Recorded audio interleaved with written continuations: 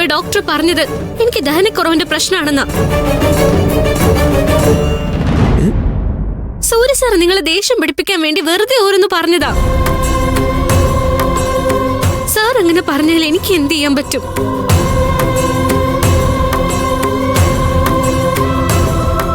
ഞാൻ ഗർഭിണിയല്ല. ഞങ്ങള് തമ്മില് അങ്ങനൊരു ബന്ധവും ഇല്ല.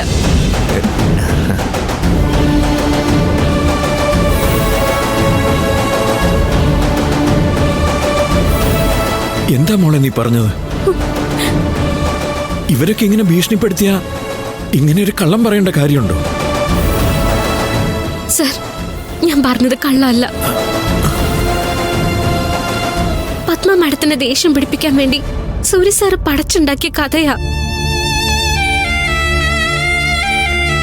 അതിന് എന്നോട് വഴക്കിന് വരണ്ടാന്ന് ഇവരോടൊന്ന് പറയോ? ഞാൻ കൈകൂപ്പി പ്രാർത്ഥിക്കുന്ന താന്നിയൊരമ്മയാണ് സത്യം.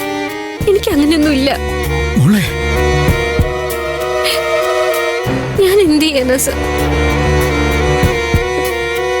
എല്ലാം കേട്ട് സാർ സന്തോഷിക്കുന്ന കണ്ടപ്പോ അച്ഛനെ അങ്ങനെ വേദനിപ്പിക്കില്ലെന്ന് ഞാൻ പറഞ്ഞതാ. ഇല്ലാത്ത കാര്യത്തിന് ഞാൻ ഈ ചീത്ത മുഴുവൻ കേൾക്കുന്നത്. എനിക്കൊരു കുഞ്ഞിനെ പ്രസവിക്കണമെന്നില്ല. അതുവഴി ഇവിടുത്തെ സമ്പത്ത് കൊള്ളയടിക്കണമെന്നില്ല.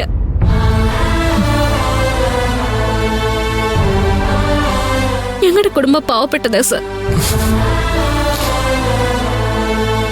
പട്ടിണി കിടക്കേണ്ടി വന്നാലും പരസ്പരം കെട്ടിപ്പിടിച്ചു കിടന്ന് അവരത് സഹിച്ചോളൂ.